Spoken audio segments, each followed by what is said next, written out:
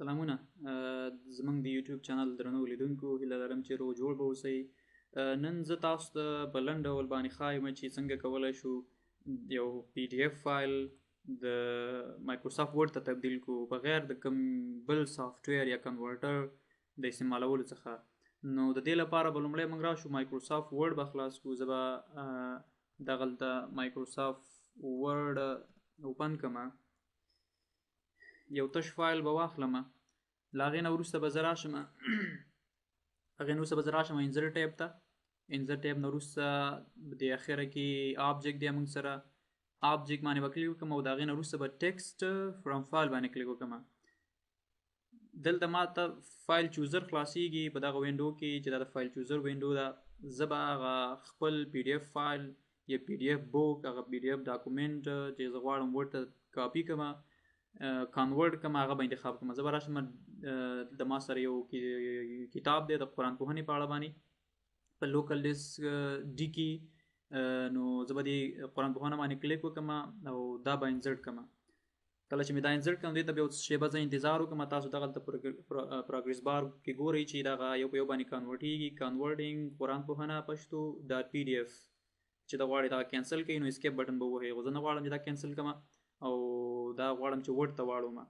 زیاتره وخت زمونږ زیاتره دوستان وایي چې موږ سره پی ډي اف کې کتابونه دي او دا دې نه موږ کاپي نشو کولی. نو تاسو کولی شئ دا پی ډي اف ته په ډېر اسانۍ سره کنورټ کړئ. هغه ډېر منظم شکل سره چې کېږي کنورټېږي ورډ ته. لکه دلته تاسې ګورئ دغه کتاب ما مکمل کنورټ کړ، تقریبا 104 صفحې دی. زه به دا وګورم، برس صفحې ته به لاړ شم، دا نورې صفحې به پکې وګورم. نو بیا کولی شئ تاسې خپلې خوښې ایډیټ دې کې راولئ. مثلا هیډر یې چینج کوئ قرآن پوهنه. لږ کنورټینګ کې لږ بعض وخت مشکلات هم راځي، خو زیاتره وخت ډېر ښه کنورټ کېږي. نو دا یوه ډېره اسانه لاره ده او ښه لاره ده د یو پی ډي اف فایل ورډ ته د اړولو بغیر د کوم سافټویر ده. اوس دا خو وشو، زه تاسو ته یو بله طریقه ښیم چې هغه موږ څنګه کولی شو چې یو ورډ فایل پی ډي اف ته کنورټ کړو، یعنې یو ورډ فایل از ا پی ډي اف سیف کړو. نو دې لپاره به زه داسې وکړم، یو نوی ورډ فایل زه اخلم. دلته راځم نیو پی ډي اف فایل اخلم. مثلا دلته زه یو لیکم چې how to convert no how to save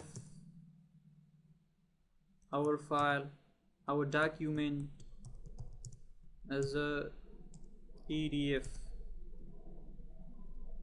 نو دې لپاره به داسې وکړو، مثلا دا یو څه ما ولیکل، بل مثلا داسې لیکم چې لایک share our video and subscribe our YouTube channel. مثلا داسې یو څه ما ولیکل، یو څه نور ختم دغه ځای کې لیکم.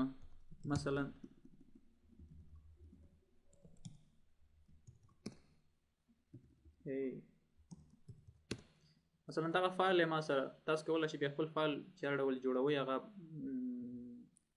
جوړې کړئ، بیا پی ډي اف ته کنورټ کړئ.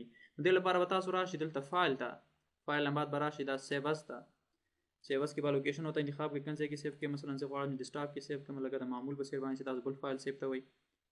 نو دلته به فایل نیم تاسو ورکړئ. مثلا زه فایل ورکوم چې مای پی ډي اف فایل. سیو از ټایپ، هغه د فایل ټایپ به دغلته ورته تاسو انتخاب کړئ. دغلته مختلف قسمه ټایپونه دي. ته کولی شئ دې کې پی ډي اف ته غواړئ چې فایل تبدیل کړي، نو پی ډي اف باندې کلیک وکړه او بیا سیو ووهه. نو دا ستا فایل به څه شي، پی ډي اف ته به کنورټ شي. دغه د ورډ فایل و چې موږ چې وکړل پی ډي اف ته واړولو. دلته به زه ډیسکټاپ کې وګورم، هغه زما فایل به دلته پروت وي. So this is my PDF file.